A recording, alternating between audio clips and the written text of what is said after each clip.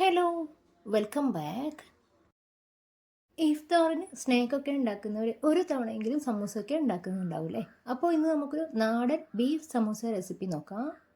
നമ്മുടെ ട്രഡീഷണൽ സമൂസ ഷേപ്പിൽ നിന്ന് മാറി ഇന്നൊരു വ്യത്യസ്ത രീതിയിലാണ് ഈ ഒരു സമൂസ ഉണ്ടാക്കിയിട്ടുള്ളത്. ആദ്യം നമുക്ക് ഫില്ലിങ്ങിന് വേണ്ടിയിട്ടുള്ള ബീഫ് ഒന്ന് വേവിച്ചെടുക്കാം. 250 ഗ്രാം എല്ലില്ലാത്ത ബീഫ് ഒരു കുക്കറിലേക്ക് ഇട്ട് കൊടുക്കുന്നുണ്ട്. ഇതിലേക്ക് 1/2 ടീസ്പൂൺ ഉപ്പ്, 1/4 ടീസ്പൂണിന് മുകളിലായിട്ട് മഞ്ഞൾപ്പൊടി, 1 ടേബിൾ സ്പൂൺ എരിവില്ലാത്ത മുളക് പൊടി, 2.5 ടേബിൾ സ്പൂൺ മല്ലിപ്പൊടി, 1 പച്ചമുളക്, 1.5 ടീസ്പൂൺ വീതം ഇഞ്ചി വെളുത്തുള്ളി ചതച്ചതും കുറച്ച് വെള്ളവും ചേർത്ത് നന്നായിട്ടൊന്ന് മിക്സ് ചെയ്തെടുക്കണം. ഒരു 1/4 കപ്പിന് താഴെയായിട്ട് വെള്ളം എടുത്താൽ മതി. ഇനി ബീഫ് നന്നായിട്ടൊന്ന് വേവിച്ചെടുക്കാം.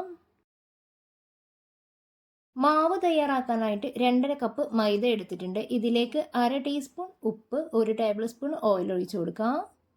ഇനി കുഴക്കാൻ ആവശ്യമായിട്ടുള്ള വെള്ളം കുറേശ്ശെയായിട്ട് ചേർത്ത് ഒന്ന് ടൈറ്റ് ആക്കിയിട്ട് ആദ്യം ഒന്ന് കുഴച്ചെടുക്കാം.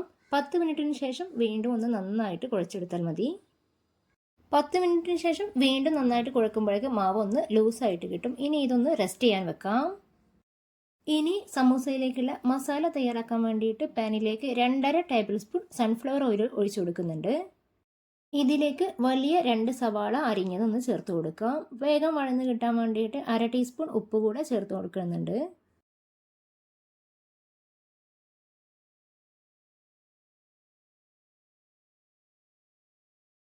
ഉള്ളി ഒന്ന് ട്രാൻസ്പെറൻ്റ് ആയി വരുമ്പോൾ ഇതിലേക്ക് 2 ടീസ്പൂൺ വീതം ഇഞ്ചി വെളുത്തുള്ളി ചെറുതാക്കി അരിഞ്ഞതും 1 വലിയ പച്ചമുളക് ചെറുതാക്കി അരിഞ്ഞതും കൂടെ ചേർത്ത് കൊടുക്കാം. ഇനി ഇതിലേക്ക് 1/4 ടീസ്പൂണിൻ്റെ പകുതി മഞ്ഞൾപ്പൊടിയും 1/4 ടീസ്പൂൺ മുളക് പൊടിയും ചേർത്ത് കൊടുക്കുന്നുണ്ട്. പൊടികളുടെ പച്ചമണം മാറുന്നത് വരെ ഒന്ന് ഇളക്കി കൊടുക്കും. ഈ സമയത്ത് നമ്മൾ വേവിച്ചെടുത്ത് ബീഫ് തണുത്തതിന് ശേഷം ഒന്ന് മിക്സിയിൽ ക്രഷ് ചെയ്തെടുക്കണം. കൈകൊണ്ട് മുറിച്ചെടുത്താലും മതി, അതാവും ഒന്നുകൂടെ ടേസ്റ്റ് കിട്ടുന്നത്. ക്രഷ് ചെയ്ത് വെച്ചിട്ടുള്ള ബീഫ് ഇനി സവാളയിലേക്ക് ചേർത്ത് കൊടുക്കാം. നന്നായിട്ടൊന്ന് മിക്സ് ചെയ്തെടുക്കണം. നന്നായിട്ട് മിക്സ് ചെയ്ത് ബീഫ് നന്നായിട്ടൊന്ന് ചൂടാകുന്നത് വരെ 2-3 മിനിറ്റ് ഒന്ന് ഇളക്കി കൊടുക്കാം. കുറച്ച് മല്ലിയില അരിഞ്ഞതും കറിവേപ്പിലയും കൂടി ചേർത്ത് കൊടുക്കുന്നുണ്ട്.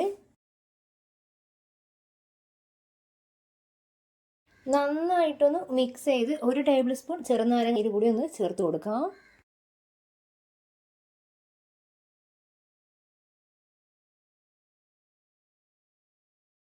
ഇനി ഇതിലേക്ക് വേണമെങ്കിൽ കുറച്ച് വെജിറ്റബിൾസ് കൂടെ ആഡ് ചെയ്യാം. ഞാനിവിടെ 1 കപ്പ് ചൈനീസ് കാബേജ് മാത്രമാണ് ചേർത്ത് കൊടുക്കുന്നത്.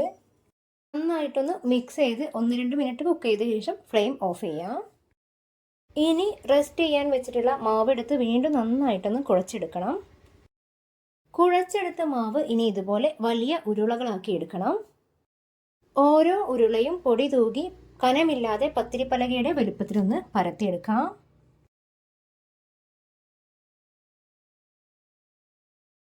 ഇനി ഈ പത്തിരിയിൽ ഓരോ സമൂസക്ക് വേണ്ടിയിട്ടൊന്ന് റൗണ്ടുകളായിട്ടൊന്ന് കട്ട് ചെയ്തെടുക്കണം. ഒരുപാട് ചെറിയ റൗണ്ടുകളാവരുത്. നമ്മുടെ സാധാരണ സ്റ്റീൽ ഗ്ലാസിൻ്റെ വായകളെക്കാളും കുറച്ചുകൂടെ വലുപ്പത്തിലുള്ള റൗണ്ടുകളാക്കി എടുക്കണം. ഇനി കട്ട് ചെയ്ത് വെച്ചിട്ടുള്ളതിൽ നിന്നും ഒരു പീസ് എടുത്ത് അതിൻ്റെ സെൻറ്ററിലായിട്ട് ഇതുപോലെ ഫില്ലിങ് വെച്ച് കൊടുക്കാം. ഇനി അതിൻ്റെ 2 വശവും ഇതുപോലെ ഉള്ളിലേക്ക് മടക്കി ഇതിൻ്റെ പകുതിയിൽ താഴെയായിട്ട് ഇതുപോലെ ഒന്ന് ഒട്ടിച്ചു കൊടുക്കണം. വെറുതെ കൈകൊണ്ടൊന്ന് പ്രസ് ചെയ്ത് കൊടുത്താൽ മതി. ഇനി ഇതിൻ്റെ ബാക്കിയുള്ള ഭാഗം നേരെ മടക്കി സെൻറ്ററിലേക്ക് ഒട്ടിച്ചു കൊടുക്കണം. ഈ ഒരു ഷേപ്പിലാണ് നമുക്കിപ്പോൾ സമൂസ കിട്ടുന്നത്. ഇനി ഇത് നന്നായിട്ടൊന്ന് ഷേപ്പ് ചെയ്തെടുക്കാം.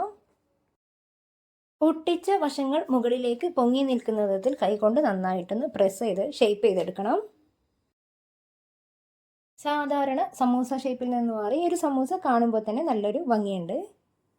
ഇനി ഇതുപോലെ തന്നെ ബാക്കിയുള്ള മാവും ഫില്ലിങ്ങും ചെയ്തെടുക്കണം. 2 ഭാഗത്തു നിന്നും എടുക്കുമ്പോൾ മുഴുവനായിട്ട് ഒട്ടിക്കാതെ പകുതിയിൽ താഴെ ഭാഗം മാത്രം ഇങ്ങനെ ഒന്ന് ഒട്ടിച്ചു കൊടുക്കാം. ഒട്ടിക്കിട്ടാൻ വേണ്ടിയിട്ട് കൈകൊണ്ട് നന്നായിട്ടൊന്ന് ഇതുപോലെ പ്രസ് ചെയ്ത് കൊടുത്താൽ മതി. ആ സമയത്ത് തന്നെ കാണാനുള്ള ഭംഗിക്ക് വേണ്ടിയിട്ട് ഇതുപോലെ ഒന്ന് ഷേപ്പ് ചെയ്ത് കൊടുക്കണം. ഇനി ഇതിൻ്റെ ബാക്കി ഭാഗം നേരത്തെ മടക്കിയതുപോലെ മടക്കരുത്.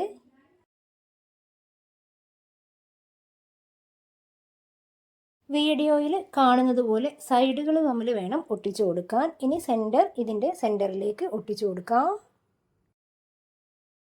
3 ഭാഗവും നന്നായിട്ട് മുകളിലേക്ക് പ്രസ് ചെയ്ത് കൊണ്ടുവരണം. സമോസ എണ്ണയിലേക്ക് ഇടുമ്പോൾ പൊട്ടിപ്പോകാതിരിക്കാൻ വേണ്ടിയിട്ടാണ് ഇങ്ങനെ നന്നായിട്ടൊന്ന് പ്രസ് ചെയ്ത് കൊടുക്കുന്നത്. നന്നായിട്ട് അമർത്തി പ്രസ് ചെയ്ത് കൊടുക്കരുത്, ആ സമയത്ത് മാവ് പൊട്ടിപ്പോവും. മുഴുവൻ ഫില്ലിങ്ങും വെച്ച് ഇതുപോലെ സമോസ ചെയ്തെടുക്കാം.